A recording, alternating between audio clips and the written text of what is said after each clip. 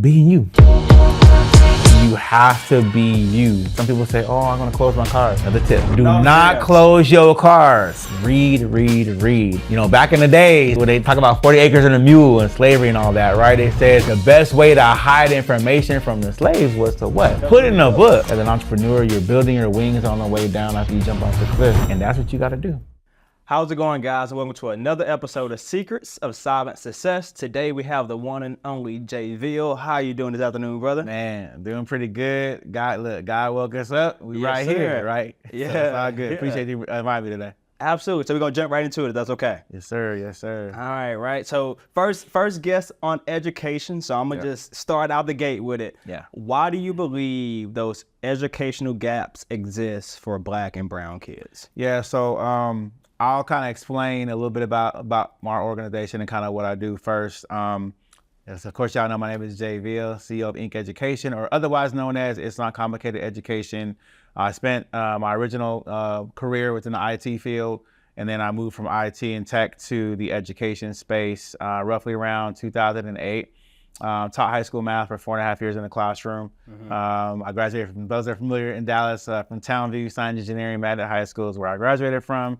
And I spent my time after being, my career in tech teaching, right? So I came in to teach my first year back at my alma mater, and I taught a very unique class called Fast Track Mathematics, which is teaching freshmen 3 years of pre-AP math in 1 year. Yeah, You can imagine that task, right? It's like, how am I gonna get, freshmen to learn Algebra 2, pre-calculus and geometry, right? All in 1 year. So I did that, was successful. First year out the gate, all my students got 100% purpose scores on the state exam. Wow. And so when I, was able to move that in the right direction for those students, right? I moved further in my career, taught another 3.5 years in the classroom, became an instructional coach, taught teachers for a couple of years. Became a district level administrator over 7 schools in DeSoto, and then became an adjunct professor of mathematics at a university. So during my process in teaching and going in deeper into the field, I learned that there was a gap between what students of color were not getting inside the classroom for support or outside the classroom for support. So I started what is now It's Not Complicated Education, but back then it was Inc. Tutoring, or It's Not Complicated Tutoring. And so basically I developed an approach, a holistic approach of education for Black and brown students primarily. Now, it doesn't work on everybody, it does, but primarily speaking, we focus on the Black and brown and BIPOC community. And so building deep relationships with parents and students first to get that deeper understanding of what's really needed. Then we put different stakeholders in the process, so parents, teachers, counselors, students, coaches if they're in sports, to make sure everybody's on one page academically and pedagogically. We mentor the students and provide back-end support when tutoring is complete. And so if you really think about it, what do our students of color mostly need? One, they need somebody to back them, right? They need somebody to support them all the time, right? Like, hey, who can I look up to, right? Who's somebody that looks like me, walks like me, talks like me that I can learn from, right? So we put that in place. And then from there, we kind of give them that culture of who's around me that I can rely on. And then once tutoring is done or our educational process is done, they can still rely on us and ask us questions after it's done, right? So if you think about that, they have a 360-degree system around them that they can't fail in. The only way you can fail in our process is if you literally don't do anything. Using that, we've helped out over 11,000 students now, 55 content areas across the board. And we have a 95% success rate of our students getting A's and B's. And so it's been working pretty well. That's amazing. One of the things that you mentioned that you guys do at Inc. is that holistic approach, right? So I want you to educate me about, some of maybe the shortcomings of the traditional education system and how are you all helping those kids of color close those gaps through that holistic approach? Education systems around the country failing, right? We had the pandemic, of course, in 2020, and we saw a world shift from where it was in the regular education system to online. Now, it wasn't new to us, right? But for some individuals to go from the traditional brick and mortar school to now online, students that were in elementary school are now looking like college students, right? Going to class asynchronously, right? College students were already there, but they had to really rely deeper on that particular dynamic, right? And middle school kids was kind of in between. And so I think right now, with the way that the traditional system works, we're teaching either student-led, right, or teacher-led education, right, or teacher-centered, right, education. And so teacher goes in and does their lesson. they're the ones that are talking to the students all the time, right? Walking around the classroom, the students are listening, right? Or the kids, right? You delegate all the information that you want the kids to learn to them, right? And they drive the conversation, and they drive the learning. Now, when you look at both of those particular approaches in education, it gives you kind of a one-directional thing, right? But you don't get a whole support system around them that's able for them to learn, in multiple different ways, right? Hey, I like to learn online. I like to learn from my peer, right? I like to learn from maybe my mentor, right? I like to learn from somebody who looks like me in the content, right? So I think that our traditional system kind of fails us because we're one directional in a lot of different ways, right? And when you look at different people at different, different learning styles, everybody has something that they kind of cater towards. Are they kinesthetic learners? Are they auditory learners? Do they like to see things, right? Right? Are they only hear things? Like, how do they learn, in a best way possible? Sure. And I think what we do best is not only get to learn the students' personality, we get to learn how they learn in their learning style, but we care about them in ways that others don't, right? So, prime example, got a guy right now who, he started with us a while back, right? I'll say in the beginning of the school year, came to us with like a 59-60 in math, right? Wow. And last week, he literally texted, his mom was like, yo, you'll never believe this. And I was like, what? And she was like, he has like a 99. And I was like, what? Okay, cool. Like, so he's like, hey, I appreciate that, right? Like, and he messaged me and said his time has been beneficial because the way that we related to him, or the way I was able to relate to him, was something that he had never really experienced before in tutoring and education, because some of the teachers don't look like him. So they don't necessarily care about him as much. But I think the delineating factor is holistic support system around them, somebody who looks like them, and somebody who cares, and somebody who can then take that information and say, hey, we got your back no matter what. You need to walk with us along the journey and do what we tell you to do. Those things, if followed correctly, will give our students a pathway of success that nobody's really able to match, because we don't really compete with like the big box stores like a Silver and a Kumon. We more so compete. Well, we compete with them, but on a different level, right? Sure. They do things from a numbers lens. We do things from non-transactional lens, right? So things that we do are going to be more personal. Got you. And just thinking about solutions, right? Because oftentimes you hear how far behind our kids of color may be, right? But just thinking about solutions, if you're talking to a parent right now and they may have access to tutoring, but maybe not to ink tutoring, what are 2 or 3 things that a parent or a village that has these black and brown kids that they're trying to help be better in STEM, be better in math? What's 2 or 3 things that they can do to help propel them to get those better grades? So I think that you have 2 dynamics, right? You got one set, like you stated, that may not be able to afford services for ink education, possibly, right? Or they may not be, I would say, in a space that gets them the things that we can offer them, right? And before today, I was thinking about zoning, right? And you think about Dallas, right? Well, how is Dallas zoned? It has many different ways that, school districts are in certain areas. You got University Park, you got Highland Park, you got all those things, right? All that stuff. Right, you got the whole north of 30, south of 30 situation, all that whole thing, it's the history, right, of Dallas. And so when you think about that, resources from somebody in South Dallas may not be the same resources as somebody in Prosper or somebody in Highland Park or whatever, right? Maybe they don't have access to technology or things of that nature the way that they need to, right? And so I think with that being said, we take them in kind of as they are, right? Hey, they're failing right now, or they're just passing or something like that. And if they have something that is bothering them, then we can kind of get with them on that level, right? So I say when we take them in, the best way for us to kind of understand that is to get to know them and their parent situation as well. So I would say that it's not like something that's a cookie cutter thing. Everything that we do is going to be tailored towards everybody that comes in per se, right? And so when you think about it like that, you have to say, okay, what is the best way to approach this particular learning situation? How can I get the student to learn the way that they need to, whether or not they have a learning disability or not? Because we do things like that too, right? So somebody that comes in, they have Asperger's or ADHD or ADD or something like that, or autism. We can take that information and data in and be able to do more with it, right? And so I think that for us, when you want to come into our organization, it's going to come from multiple different facets, right? So they're either going to come from online, right?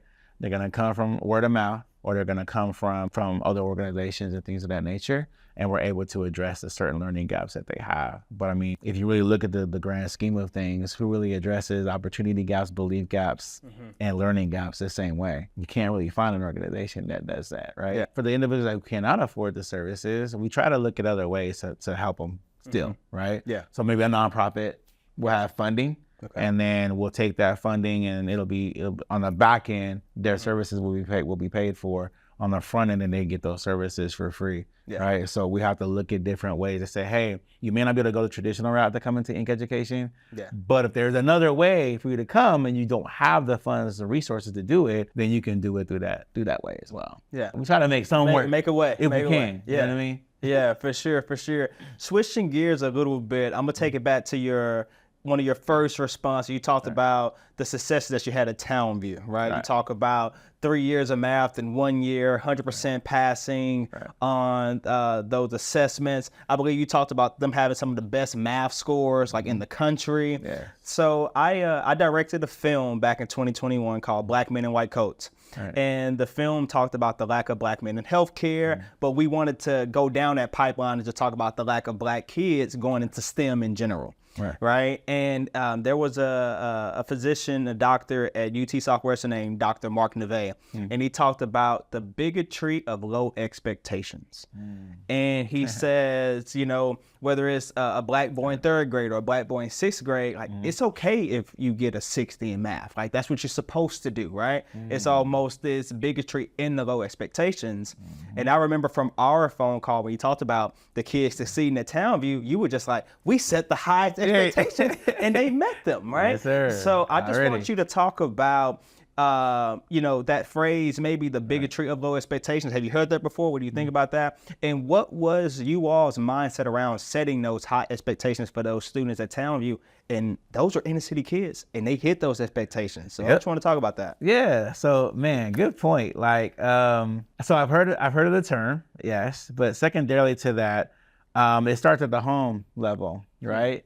So what the parents expect out of the students or the kids at home will oftentimes be what happens in transitions onto school, right? Now, if you look at Townview's a little bit of a different dynamic, right? One, you have 6 high schools inside of one center, right? And 2 of those high schools that are inside that center, the Science Engineering Math High School, which is where I graduated from, and the Townview TAG, or Talented and Gifted High School, are still 2 of the top high schools in the country. Now, when I was going there, they were like my school was number 3 in the country, right? Wow. Now I believe they're like number 9-ish. And then TAG is like, I think still like number 2, right? But in the state of Texas, they normally will fall within 1 through 5, right? Every single year. So when you look at the expectations of inner city kids who are Black and brown, right? You think, okay, how are they gonna perform in a school like this? It has the expectation is that you get mostly all A's. The expectation is you're not competing against who gets the most football, basketball scholarships, right? When I was going to school at Townview or SEM, right, it was more like, did you get into MIT? Who got into Harvard, right? Who got into Stanford? Who got into Yale or whatever, right? Who got into the military academies, right? And so when your conversation changes from a athletic lens to an academic lens, things start to change because the culture is different. They always say that you're like the 5 people that are around you, the average of the 5 people around you. Well, if you have 5 people around you at Townview, right, that are taking 8 AP courses, right? I was a freshman at 12 years old. I graduated when I turned 16.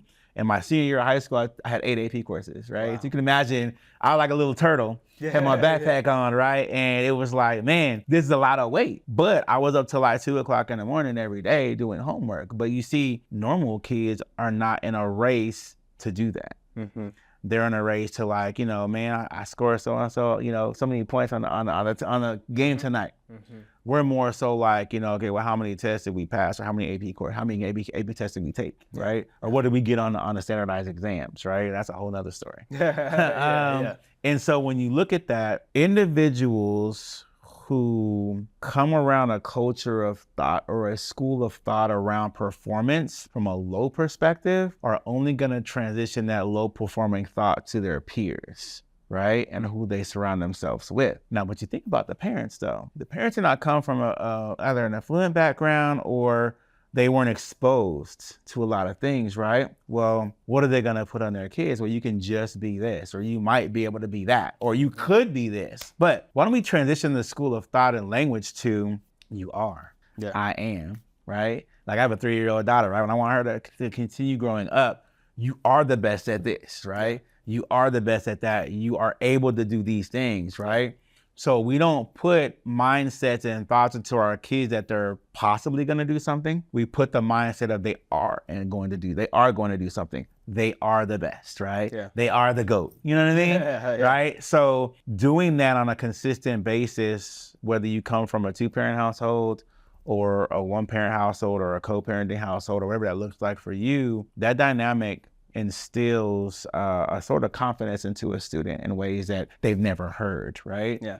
So I say, first off, it starts off at the home. Second of all, once you get to the school, if the school culture is not about success and academic prowess, right? Yeah. And they focus on sports. We always hear this all the time, right? Yeah. Kids playing AAU basketball, right? Or they go to these camps and all that, and they're like, I want my kid to go to the league. Okay, I mean, that's cool, right? But that doesn't mean that they're going to the league, right? Let's be real, right? 0.03% of people, I think, even make it to the NFL or the NBA, right? At the end of the day, you got to have a backup plan. So when that happens, what do you do with that? Does the parent then say, oh, well, are we breaking the dreams? No, we're being realistic, right? Absolutely. We're being real. Now, academically speaking, we can do more with that, right? You have athletic scholarships and you have academic scholarships, right? Like when I went to school, I had like $385,000 worth of money to go to school. Wow. So I didn't have to pay for none of my degrees, you know what I'm saying? That's what you wanted, right? I made a promise to my parents that said, I'm not gonna let you pay for school. Yeah. And I kept that promise, right?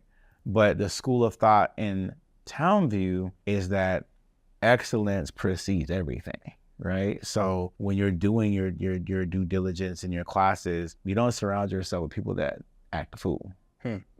Yeah. You surround yourself with people that you can rely on that can help you in your academics, right? So if I'm struggling in AP calculus, I got a homeboy that got me. You know what I'm saying? If I'm struggling in AP economics or AP chemistry or whatever, I got a homeboy that I'm cool with. I was the one that I'm a mathematician by trade, right? So it's like, yo, Jay, can you help me out with my math? They coming to you for stats. You know what I'm saying? Math, I'm on lock, but outside, and science too, but outside of that, I surrounded myself with a network of students and people that could be study partners. And I think the difference is what you learn at home from your parents is going to transition over to school. What you learn at school is going to then transition over to your performance outside of school. So you have to put all those things together in one trifecta and be able to perform with that. So to answer your question, I think it's a multitude of different things, right? It's your home school, your home situation, your parents' expectation on you, your teacher's expectations on you, your peers' expectations on you, and all that matters. Absolutely, absolutely. I think about and I contemplate, right? Because a lot of young people that I talk to, whether it's I'm related to them, nieces and nephews, or it's people that I mentor, or people that I just meet on the side of the street, right? They feel that academics and school is not necessarily necessary to be successful. Which, I mean, you've seen plenty of people that don't have a college degree that have been successful. Right. However, something that you said at the end of your spiel there about what you do in school, right? That performance in school translates to what you do in real life. And I believe, now we're going to switch gears and talk about the entrepreneurship side of Inc., right? Finding a business, scaling a business.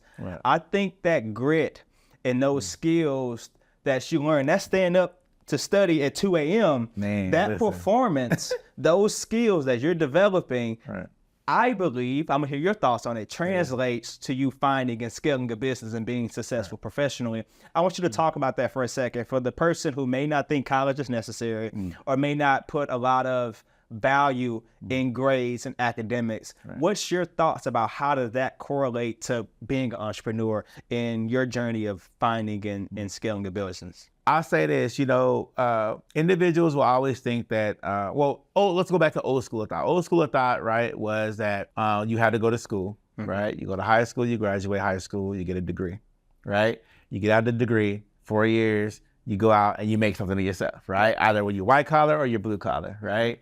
And so now the school of thought has now changed too, right? And entrepreneurship became popular in Dallas like around 2013, 14-ish, right? And across the country, I would say within the past 5 years, 6 years, right? And so when you look at that, you say, okay, is a college degree or education really needed? Now, my thought process has now changed a little bit into you don't necessarily have to have a degree to become successful in certain dynamics and certain skills and certain, jobs, right? Sure.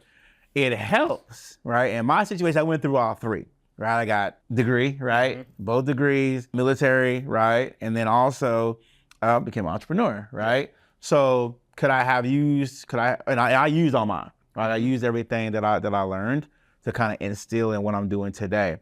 But I'll say this, the hustle of what I did in school, right? When I was in high school at Townview and like I said, staying up late at night, I was really coached, by my parents to like, you got to get this done, right? And I didn't mention this before, I grew up in a military family.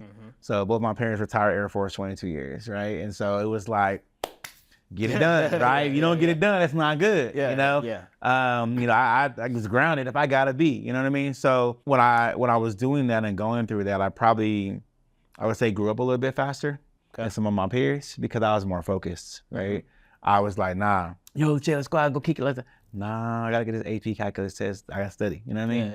So when you're thinking about success all the time and you're thinking about how to be better, how to do better, how to excel all the time, it transitions to your performance outside of the school too, right? So now when you look at and you grow up and you look at what your peers are doing, it's like, oh, my peers, they're not in the same places, or maybe, they were on drugs, whatever the case may be, they're not in the same place. And the reason is because they didn't follow through with their process, right? And they didn't have that kind of grit, right? Yeah. And so I think being successful in business now, taking that mindset and that thought process to starting Inc. Education is running a business is hard, right? And nobody ever talks about that. It's like, you can't just go out on the street and be like, boom, bam, I got a business in a company, now I'm scaled up. Right? I don't work like that. It's like, nah, you gotta go out there and hustle yourself first, right? You gotta build the team. Then you probably as a solo founder are doing everything yourself, right? First, before you even build a team. And when you build the team, it's now about, okay, cool. How can I scale the organization to now have everybody believe the thought process of what we already do, right? How do they believe in our mission and our vision, right? Is it the same, or do they just go out, they come and they go out, right? Is it cyclical? So when you have that dynamic, building a business is not what people think. That's why it takes a certain person to be an entrepreneur. It takes a certain person to be an eagle versus a crow, right? It takes a certain person to fight Goliath. And you know that you might have a chance to beat Goliath, but if Goliath wins, you got to figure out another way, right? You got to figure out a way to chip away at that mountain, right? I know when I worked at Microsoft, one of the questions was about like, how would you chip away at a mountain? And you're like, what? What that mean? Like, you know what I mean? And so they're not testing you on the answer to the question. They're testing you on the logic on how to get to the solution, right?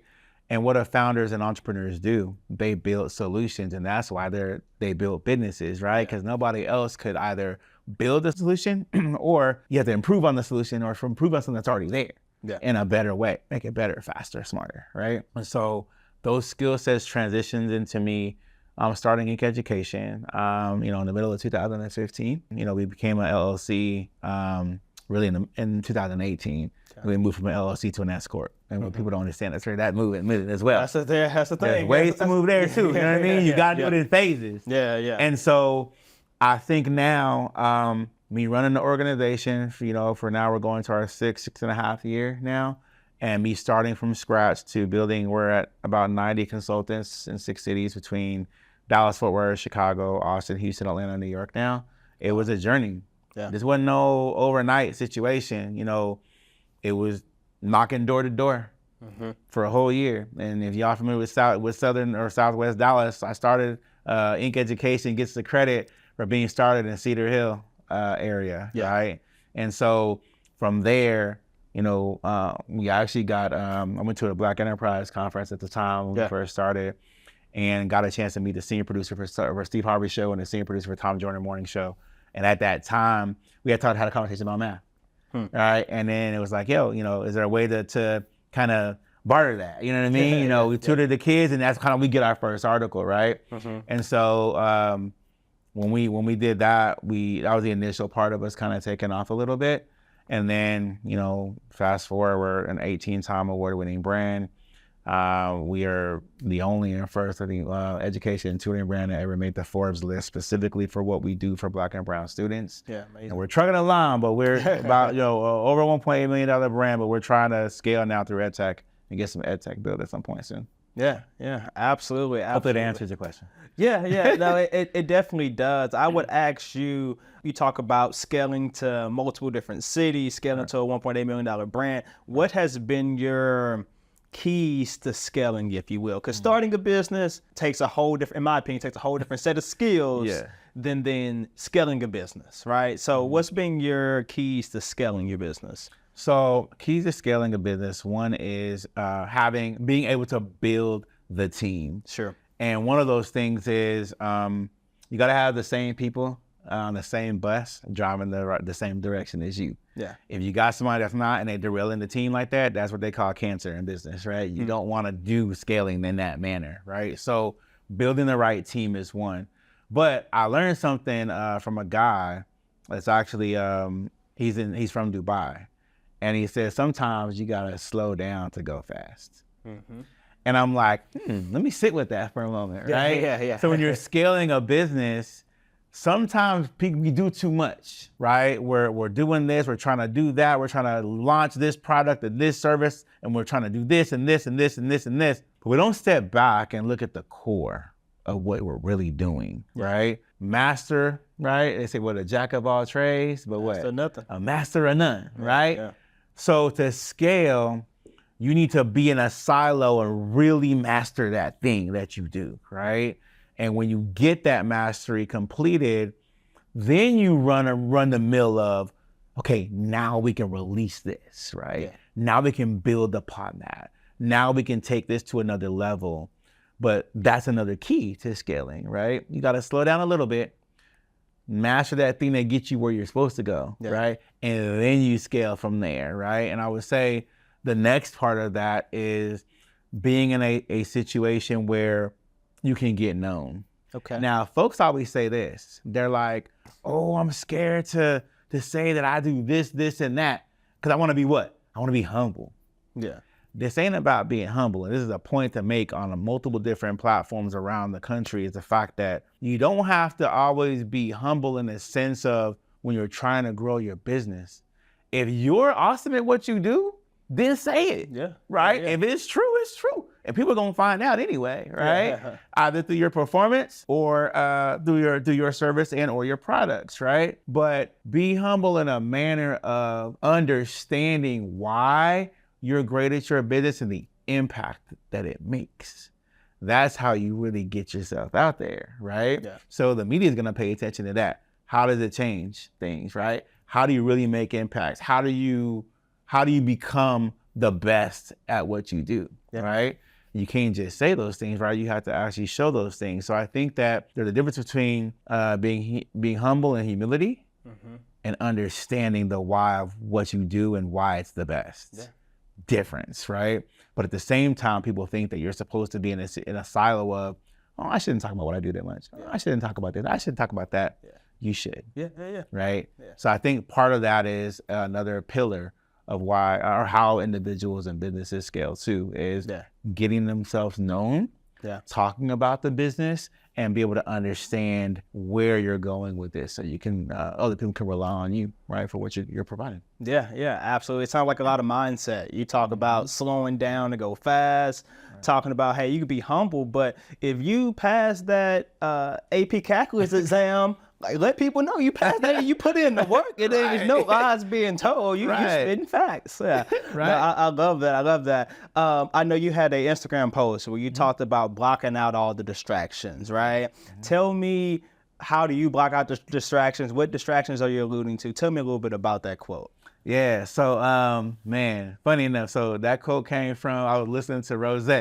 Okay, right? Listen okay. to Rick Ross, right? And he talked about that. One thing that I say about distractions, there's a lot of them that come your way, right? And it's just something that I haven't really talked a whole lot about, but I went through a whole custody battle, you know what I mean? And so that was a distraction, right? And if you think about that, having to go through court, having to go through, things for your child and things of that nature can really throw you off focus of what you're supposed to be doing, which is working to create solutions. And in my sense, should be helping kids or helping adult learners, right? Yeah. And I think that when things throw you off kilter, you don't always then see what's behind you all the time or see what's around you. Yeah. You just blinders. It's like, right? There's all I'm going through right now is all I see. And so you forget about everything else, right? But you have to now say, okay, cool. In order for me to scale the company and be a better person or be a better CEO, the difference between, being a business owner and a CEO or a founder and a CEO, right, is blocking out what has made the negative come out or appear, right? And putting your focus on the positive and what needs to happen, right? And I think that the distractions can be in multiple forms. I always say the devil shows itself in many ways, right? Yeah. So it could be friends, it could be relationships, it could be marriages, it could be partners, business partners, right? It could be people trying to come at you, right? Because you are the best at what you do, right? Things happen to individuals that are on top. And they always say it's scary to be on top. Why? Because everybody's coming after you. Yeah. And they looking for you to fail. Yeah. Right? They don't tell you. They got snakes in the ground and the grass you can't see, right? Yeah. But they are always looking for you to fail and to not do well. So you have to find different ways to be on top and make yourself seen. Yeah. Right? If you're trying to do things in media, right? What do? You post every day or post every other day, or at least post weekly, right? So it's consistent because consistency is key.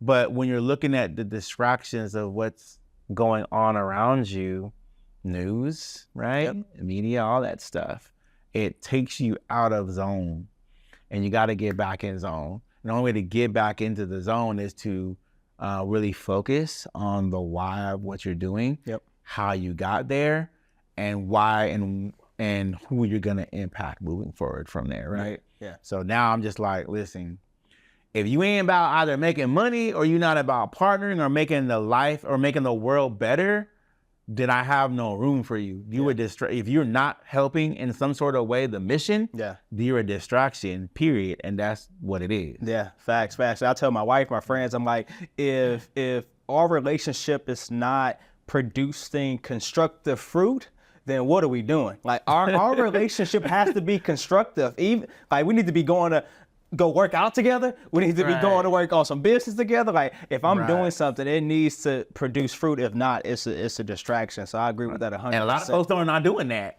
No, they in relationships and situationships, but the male and or the female's not providing that backing for that other person in ways that they can both be fruitful. Because if one person is trying to be the fruitful one and you're not helping, fam, what are we doing? Why are we here? Yeah, you need to do some pruning. Right? Right.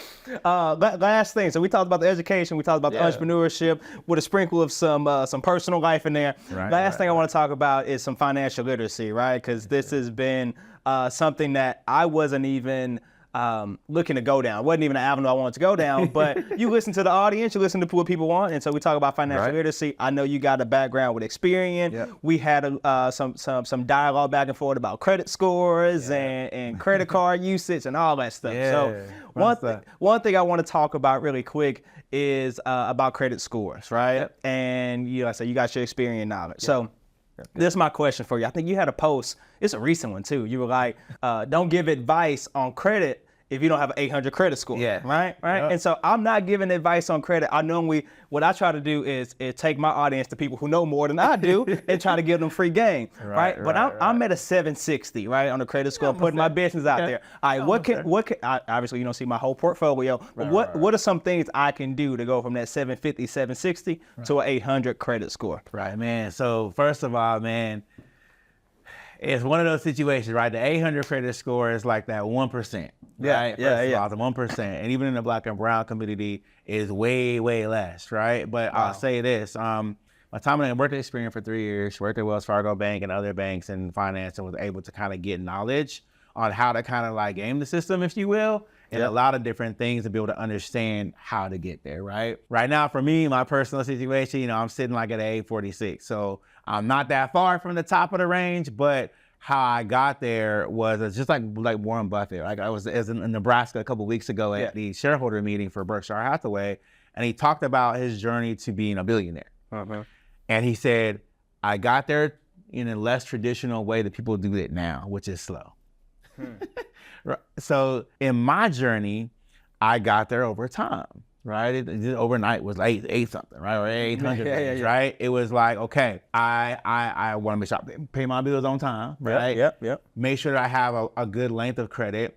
The inquiries don't matter as much. It's like 10% of your score. You know what I mean? Yeah, let me take you back. So the inquiries got that. You say good length of credit. Yes. Define that for me. So good length of credit means if you had your credit journey over, let's say 15, 20 years. I'm giving you an example, right? It could be any time, right? It could be 5 years, it could be 10 years, 20. Some people got 30 years of credit, right? Yeah. Okay, gotcha. But good length of credit means enough time that you've had, and actually in the credit industry, sometimes when you're building your credit, 6 months is like their timeline, right? For you to traction, they call it traction. Okay. And so 10 years, I know mine's about, I think 15, almost 16 years, right? So that's a good length of credit.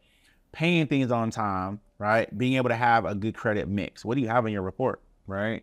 Do you have personal loan? Do you have a car loan? Do you have a student loan? I don't have any student loans, but some people do, right? But do you have a student loan? Do you have a short-term loan?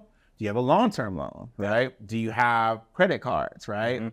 I always say to build a good portfolio or a good file, if you will, what they call a thicker file in the credit industry, is to have at least 5 different type of accounts on your credit report. And at least 2 to 3 of those, I would say, need to be credit cards, right? You need to have a long-term loan and a short-term loan as well. But if you have student loans, and that's fine as well, but it adds to your credit mix, right?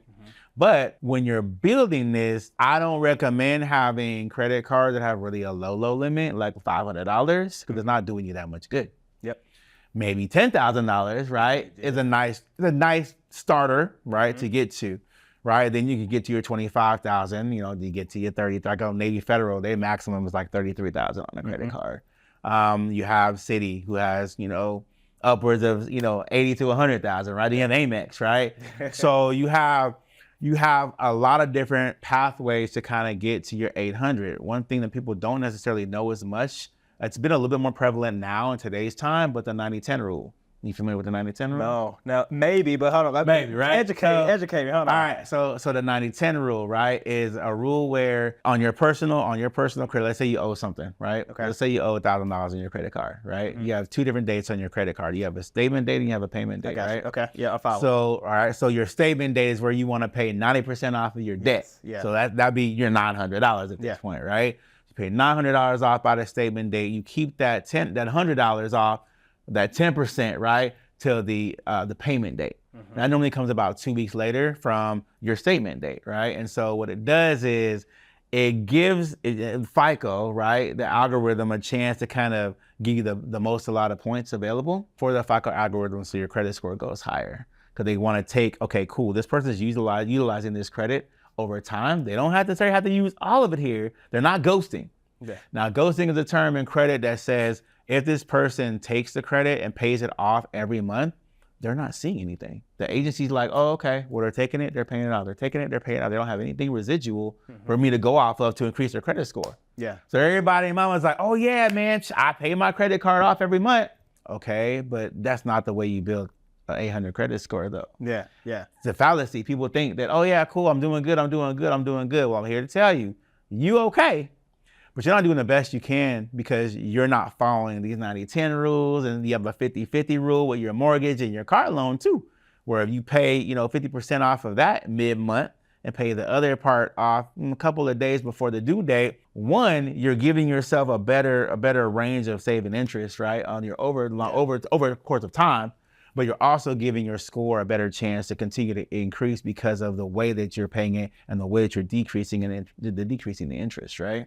So there are certain rules of the game, or what they call it, say the military rules of engagement, right? Yeah. Where you can increase your credit score based on how you're running your credit, if you will. You know what I mean? Absolutely. And those are some of the rules that I would say are really good indicators of getting an 800 credit score. But you got to have the right mix. You got to have a thick file. You got to be able to pay your bills on time, right? In most cases, right? And in addition to that, your length of history. Some people say, "Oh, I'm going to close my card." Another tip. Another pro tip. Yeah. Do not close your cards, okay? If you have a credit card and you don't want to use it no more, that's fine. But remember, if you close a credit card, I'm a mathematician, right? You close a credit card, what happens to your average age? It decreases, right? Because now that credit card you may have had for 10 years, maybe it was a $5,000 credit card, maybe it was a $20,000 credit card. But if you take it out of commission, your 10, 15 years of age now gets X'd out. Yep. So your average has to come from what? A smaller amount of accounts. Yep. The larger amount of accounts you have, the better your average is going to be, right? So if you have credit cards, keep them. Don't close them, keep them. But if you're tempted to use them, the best thing to do is cut them up, but don't delete them from your credit profile, because it's going to be a benefit to you later on when you're trying to save age and you're trying to increase your credit scores. And I think I would say that key number, that golden number, is part of all of that, right? So all of those things together. That was a lot of gems right there. We gotta do a part 2 episode just over the financial literacy. Yeah, that was a lot of gems. I got a lot. Yeah. And that's just on, that's just personal side, but I got a ton of gems on what kind of credit cards you should have in your portfolio right now, like your personal credit cards, what type of business cards you should be having, how you move from personal credit to business credit, which is another situation. Oh, another thing. Right? Yeah. Folks have talked about that too, and you can't just go out there and just get you a business car and think that that's going to be cool. Nah, there's a process to that. You got to have your business structure correctly. You got to have the LLC structure correctly. You got to be able to have certain guidelines that you follow, certain vehicles you can only do, right? Certain banks that offer that, right? And those are things that people don't always know. But we have to educate our people in order for them to get further. You know what I mean? So there's a lot of credit gurus out there, but they're not credit gurus. They just say stuff and think that people are going to bite onto it. But people, you have to do your due diligence and investigation for people that, like you said. My firm rule is, if you ain't got an 800, you shouldn't be talking to somebody else about credit, because you're not necessarily qualified to get them to where they need to be in most cases. Not all, but most cases. Facts. So now that was a lot of gems, brother. And this is called the Secrets of Silent Success podcast. So I would ask you, Jay, what is your secret to success? Man, so my secret to success, I would say, is staying consistent. Doing your due diligence. I know one thing, even like I said, when I was in Omaha a couple of weeks ago, and Warren Buffett and them, right? He reads consistently. One of the secrets to success is reading. Read. Back in the days, right, when they talk about 40 acres and a mule and slavery and all that, right? They said the best way to hide information from the slaves was to what? Put it in a book. But nowadays, we have the option and the wherewithal to read. So go into the books, discover things that you want to learn, be inquisitive. Make sure that things that you want to know, you're continuously grinding and thinking about those things. I want to learn about this. All right, cool, bet. Let me study that. Or I want to look it up online, right? Or I want to do this, I want to do that. So I would say one thing is consistency. Second thing I would say, key to success, is surrounding yourself with individuals who want to do the same things you want to do. And what I mean by that is they want to be the same globe of success as you, or better, right? Because if you're the smartest person in the room, you in the wrong room, right? So surround yourself with individuals who are doing better than you or as great as you, so you'll be able to glean from them, and you guys can glean from each other over a course of time. And I say another secret of success is being you. Everybody is one of one. And I think, what did Gary, if you follow or know Gary Vee? He always talks about, it's a 40 million chance of somebody being born, right? So to be a human being, right? So while you take that chance, everybody takes that chance lightly. But if you're one of one, think about that. if you are on earth and you decide to start a business, the business would never have been started and people would never have been impacted if it wasn't for you. And I think about this on several occasions where students who are now graduating, like I'm getting all these messages now, man, thanks to Inc. Education, like my kids graduating college and high school, and I'm seeing all these success stories. I'm just like, man, wow, what if I would have given up though? What if I wouldn't have started Inc. Education? What if I would have said, I'm going through this battle right now. Yeah. What if I would have shut everything down? I just couldn't take it mentally anymore. Then all these individuals would not have graduated, right? Sure. They would not have walked the stage. And now I got some kids that are down doctors now. You know what I'm saying? So I mean, being authentic is the best way to go right now. I've heard from some social media gurus out there that's really about that, right? Yeah. And if you really look at the trend of time, faking the fun is no longer what keeps the value in people's eyes and attention. Yeah. You have to be you. Don't wait for you to look all fine and sexy, and all built up and dolled up to do content. Be you, be authentic. If stuff goes wrong, that's all right. You know what I'm saying? You get on the horse, you get back on. It's part of being gritful, right? Or having grit. And as an entrepreneur, you're building your wings on the way down after you jump off the cliff. Yeah. And that's what you got to do. So I say those are some keys to success or secrets to success from my lens and my perspective.